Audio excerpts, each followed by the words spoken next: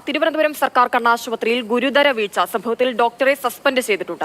കണ്ണിലെ നീർക്കെട്ട് കുറയാൻ നൽകുന്ന കുത്തിവയ്പ്പാണ് മാറി വലത് കണ്ണിന് നൽകിയത്. ഭീമാപ്പള്ളി സ്വദേശിനിയായ 59-കാരിക്കാണ് കുത്തിവയ്പ് മാറി നൽകിയത്. കഴിഞ്ഞ ഒരാഴ്ച ഇവർ സർക്കാർ കണ്ണാശുപത്രിയിൽ ചികിത്സ തേടുന്നുണ്ട്. ഇടത് കണ്ണിന് കാഴ്ചയ്ക്ക് മങ്ങലുള്ളതുകൊണ്ടാണ് ചികിത്സ തേടിയത്. 3-ാം തീയതിക്ക് മുൻപ് കുത്തിവയ്പ് എടുക്കണമെന്ന് പറഞ്ഞതിന്റെ അടിസ്ഥാനത്തിൽ 2-ാം തീയതി തന്നെ ആശുപത്രിയിൽ എത്തുകയായിരുന്നുവെന്ന് 59-കാരിയുടെ മകൻ പറയുന്നു. തിരിച്ച് ഇറങ്ങിയതിന് ശേഷമാണ് നമുക്ക് ഈ ഒരു അബദ്ധം മനസ്സിലായത്.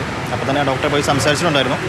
ഡോക്ടർ പറഞ്ഞത് ചെറിയ കണ്ണിൽ ചെറിയ ചോപ്പുണ്ടായിരുന്നു, അതുകൊണ്ടാണ് ഇഞ്ചക്ട് ചെയ്തതെന്നാണ് ഡോക്ടർ പറഞ്ഞത്. ഇതിനിടയിൽ കുത്തിവയ്പ്പിന്റെ മരുന്ന് ആശുപത്രിയിൽ ഇല്ലാത്തതിനാൽ ഡോക്ടർ പറഞ്ഞതനുസരിച്ച് ഒരാൾക്ക് 6000 രൂപ ഗൂഗിൾ പേ ചെയ്ത് നൽകി മരുന്ന് വരുത്തുകയായിരുന്നുവെന്നും മകൻ പറയുന്നു. ചികിത്സയിൽ വീഴ്ചയുണ്ടായ സംഭവത്തിൽ കുടുംബത്തിന്റെ പരാതിയിലാണ് ഡോക്ടർക്കെതിരെ നടപടിയെടുത്തത്.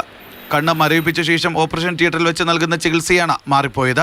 തിരുവനന്തപുരം സർക്കാർ കണ്ണാശുപത്രിയിലെ അസിസ്റ്റന്റ് പ്രൊഫസർ SS സുജീഷിനെയാണ് അന്വേഷണ വിധേയമായി സസ്പെൻഡ് ചെയ്തത്. ഇടത് കണ്ണിന് തുടർ ചികിത്സ ആവശ്യമാണ്. മരുന്ന് മാറി കുത്തിവെച്ച കണ്ണിന്റെ കാഴ്ചയ്ക്ക് പ്രശ്നങ്ങൾ ഉണ്ടാകില്ലെന്നാണ് ആശുപത്രി ഡയറക്ടർ പറയുന്നത്. Jibin JB, Mathrubhumi news, Thiruvananthapuram.